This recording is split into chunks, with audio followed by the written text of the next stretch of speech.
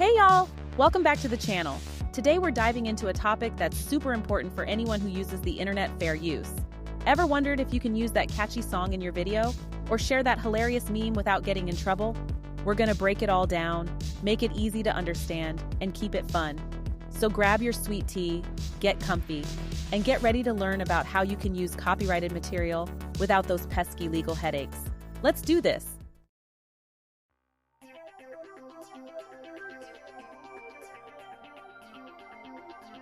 Fair use is one of your fundamental rights as a digital citizen.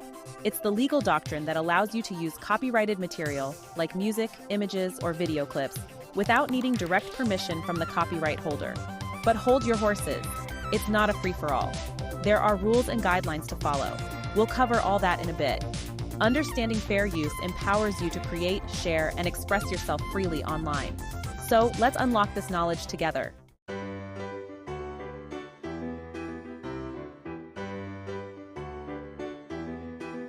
Fair use lets you use parts of copyrighted works without asking permission every single time. Think of it like borrowing a cup of sugar from your neighbor. You're using a little bit of their stuff, but you're not taking the whole bag. Similarly, you can use copyrighted material for certain purposes, like commentary, criticism, or news reporting, without needing the copyright holder's blessing. But just like borrowing sugar, there are limits to how much you can take. Fair use recognizes that we need to be able to use copyrighted material in certain ways to foster creativity, education, and free speech. It prevents copyright law from stifling innovation and expression.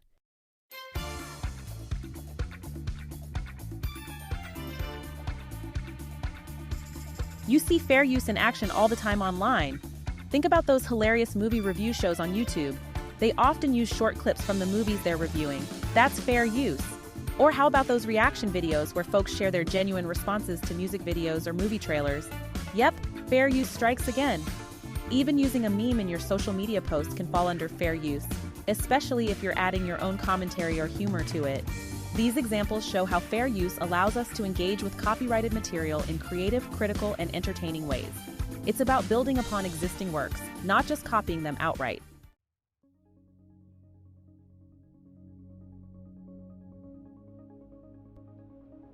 One of the key elements of fair use is whether your use is transformative. This means you're not just replicating the original work, you're adding something new, like your own perspective, analysis, or criticism. Think of it like cooking. You can use the same ingredients as someone else, but your dish will be unique because of how you prepare and combine those ingredients. The more transformative your use, the stronger your fair use claim. So get creative. Don't be afraid to put your own spin on things.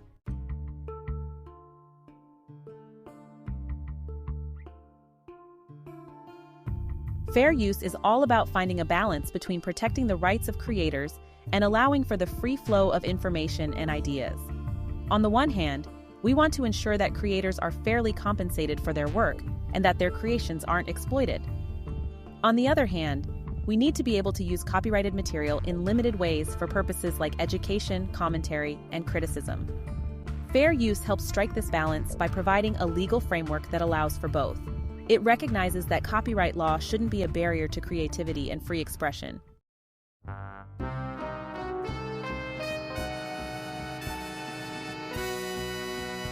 Now here's the thing about fair use. It's not always crystal clear. There are a lot of gray areas, and what's considered fair use in one situation might not be in another. That's because fair use is determined on a case-by-case basis, considering those 4 factors we talked about earlier. And even then, there's no magic formula or checklist that guarantees a fair use stamp of approval.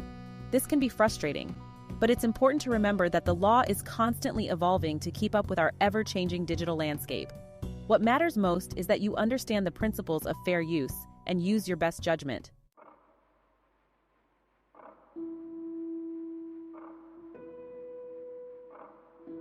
All right, y'all, let's break down the first factor of fair use: the purpose and character of your use. This is all about you're using the copyrighted material. Are you using it for educational purposes, like a school project or research paper?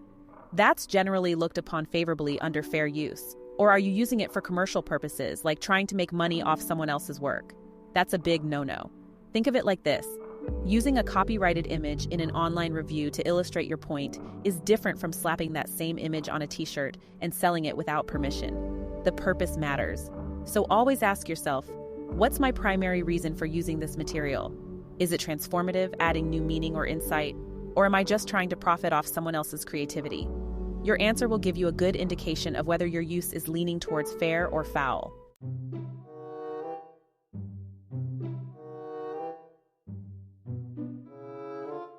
The second factor delves into the copyrighted work itself. Not all works are created equal in the eyes of copyright law.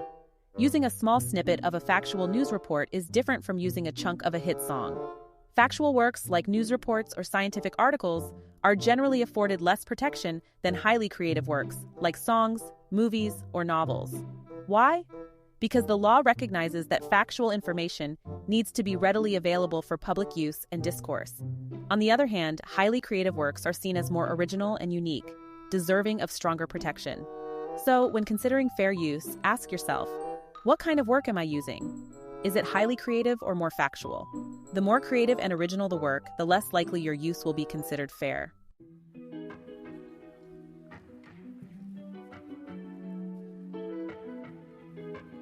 Now let's talk about the third factor, the amount and substantiality of the portion used. This one's pretty straightforward. The less you use, the better. Think of it like this. Borrowing a few pages from a friend's textbook to study for an exam is different from photocopying the entire book. In the first scenario, you're using a small, insignificant portion of the work. In the second, you're essentially copying the whole thing. The heart of the work concept is important here too. Even if you're only using a small amount of a copyrighted work, if it's the most memorable or important part, the heart, then that could weigh against fair use. So, when in doubt, use less. Ask yourself, do I really need to use this much, or can I get my point across with a smaller portion? Remember, brevity is your friend when it comes to fair use.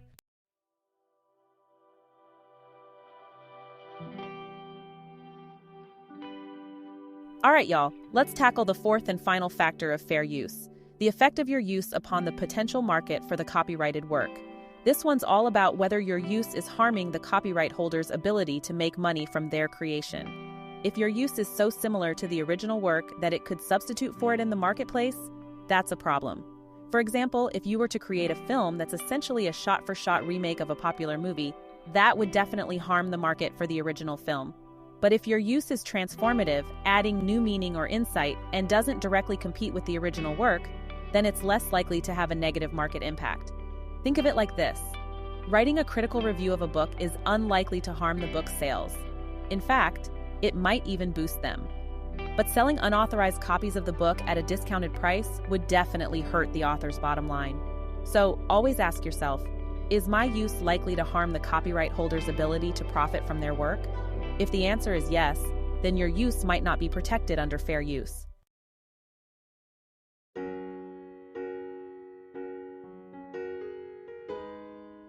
Remember, y'all, these four factors don't operate in isolation. They work together like ingredients in a recipe to determine whether a particular use is fair. It's not a simple checklist where you get to tick off boxes. It's about weighing and balancing all four factors in the context of your specific use. Sometimes, one factor might weigh more heavily than others.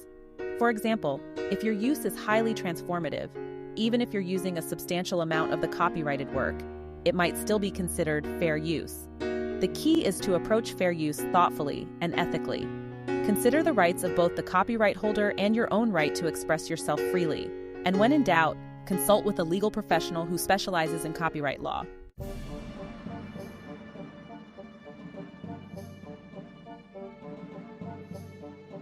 Y'all ready for some real-life fair use drama? Let's dive into some famous cases that went to court and helped shape how we understand fair use today. These cases highlight the complexities of fair use and how the four factors we discussed can play out in real-world situations. Remember, fair use isn't always a clear-cut yes or no answer. It often involves nuanced arguments and interpretations of the law. By examining these cases, we can gain a deeper understanding of how fair use works in practice and what factors courts consider when making decisions.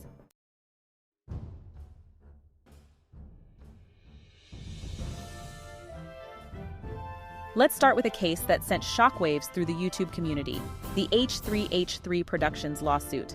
This one's a prime example of how fair use protects commentary and criticism. H3H3, a popular comedy channel, was sued for copyright infringement after creating a reaction video that included clips from another YouTuber's video. The plaintiff argued that H3H3's use of their content was unauthorized and harmed their market. However, the court sided with H3H3, ruling that their use of the clips was transformative fair use. The court recognized that H3H3's video wasn't simply a reposting of the original. It offered commentary, criticism, and humor that transformed the original work. This case was a major victory for fair use advocates, as it reaffirmed the right to use copyrighted material for purposes of commentary and criticism, even in the context of online videos.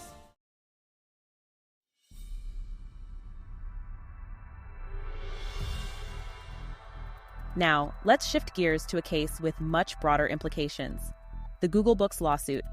This one raised questions about the limits of fair use in the digital age. Google embarked on an ambitious project to scan and digitize millions of books, making them searchable online. While this seemed like a noble goal to enhance access to knowledge, authors and publishers cried foul, claiming copyright infringement on a massive scale. The legal battle raged for over a decade, with arguments centered around whether Google's use of the copyrighted works was transformative and whether it harmed the potential market for the original books. Eventually, the court ruled in favor of Google, finding that their book scanning project fell under fair use. The court recognized the immense public benefit of making books searchable online and found that Google's use didn't significantly harm the market for the original works.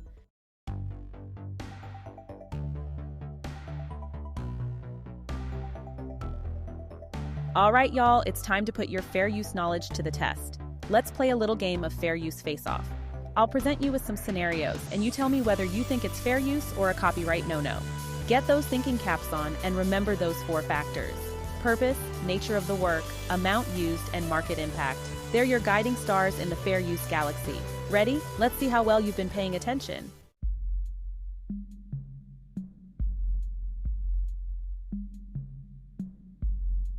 Let's delve into a few scenarios to test your understanding of fair use. Scenario 1. A teacher makes copies of a chapter from a textbook to distribute to her students for a lesson. Fair use or infringement? Now, Scenario 2. A musician samples a few seconds of a famous song and incorporates it into a new song that they release commercially. Fair use or infringement? And Scenario 3. A filmmaker creates a documentary about a historical event and uses short clips from newsreels and archival footage. Fair use or infringement? Think carefully about each scenario and how the 4 factors of fair use apply. There might not always be a clear-cut answer, but that's part of what makes fair use so fascinating. Drop your answers and your reasoning in the comments below. Let's get a conversation going and learn from each other.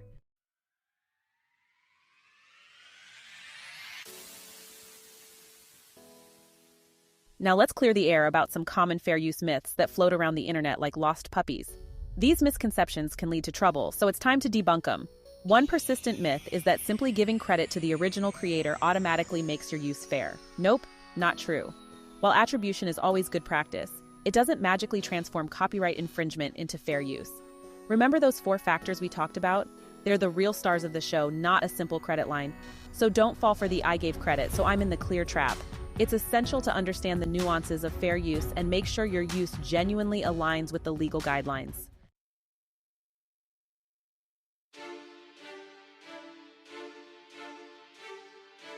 Think of it this way: stealing a car and leaving a note saying "thanks for the ride" doesn't make it okay. Similarly, just because you credit the source of a copyrighted work doesn't give you a free pass to use it however you please. Attribution is important for ethical reasons. It shows respect for the original creator and helps users find the source of the work. But it doesn't replace the need for permission or a valid fair use claim. So always prioritize understanding and applying the 4 factors of fair use. Credit where credit is due, but don't rely on it as your sole justification for using copyrighted material.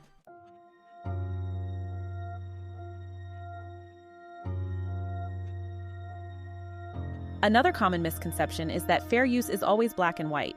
Either your use is clearly fair or it's blatant infringement. If only it were that simple. In reality, fair use is often a murky gray area.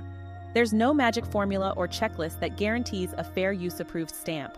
It's about weighing and balancing those 4 factors, considering the specific circumstances of your use, and making an informed judgment call.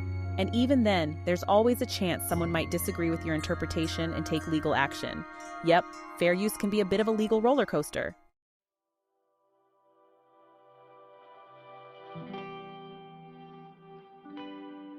the final myth-busting truth bomb. There's no one-size-fits-all approach to fair use. What flies in one situation might crash and burn in another. Context is key. The same copyrighted work used for different purposes, audiences, and in different creative contexts can lead to different fair use outcomes. For example, using a short clip from a movie in an educational video for a classroom setting might be considered fair use.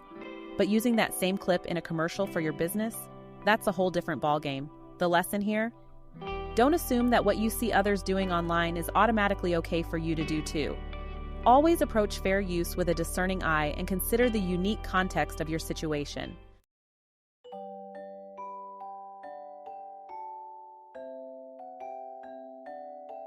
Fair use might seem like a bit of a legal jungle, but don't let that scare you away from creating amazing content. While there are always risks involved when dealing with copyrighted material, there are also ways to play it safe and minimize your chances of getting into legal hot water. Think of these tips as your trusty compass and map for navigating the fair use wilderness. By following these guidelines, you can unleash your creativity while staying on the right side of copyright law.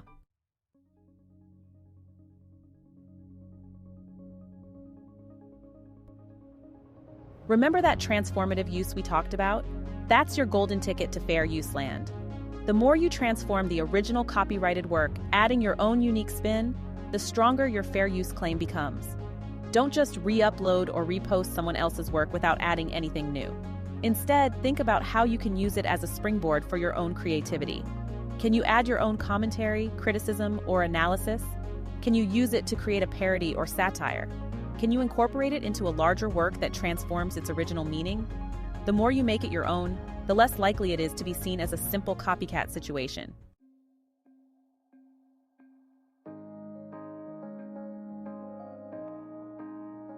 Remember that third factor, amount and substantiality? Yeah, that one's a biggie.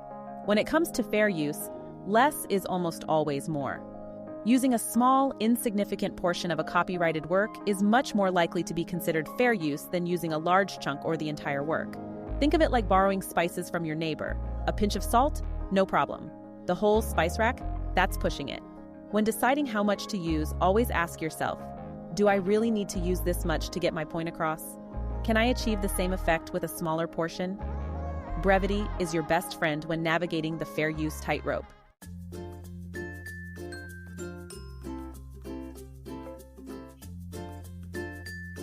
Here's the thing about fair use. It's not always easy to predict how a court might rule in a particular case. Even if you think your use is perfectly fair, someone else might disagree.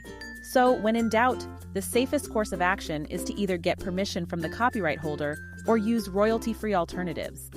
Getting permission might seem like a hassle, but it can save you a lot of potential headaches down the road.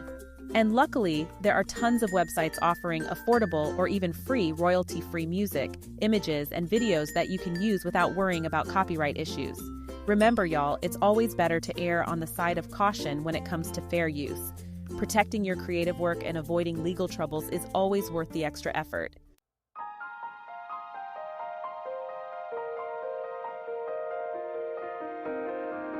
As we conclude our journey through the complex and fascinating world of fair use, it's clear that this legal doctrine is not just a set of rules, it's a vital framework that supports creativity, innovation, and access to information.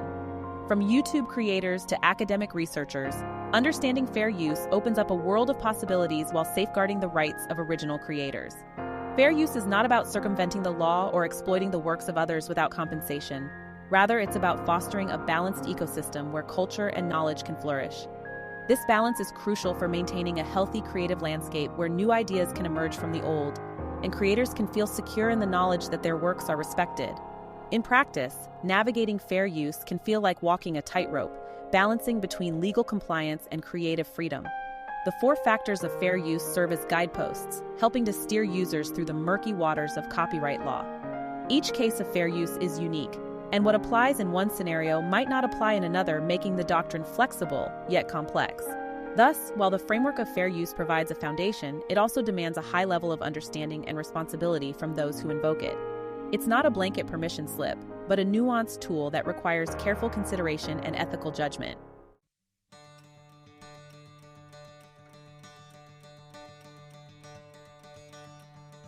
Moving forward, The digital age presents both challenges and opportunities for fair use. As technology evolves and new forms of media emerge, the boundaries of fair use will be tested and redefined.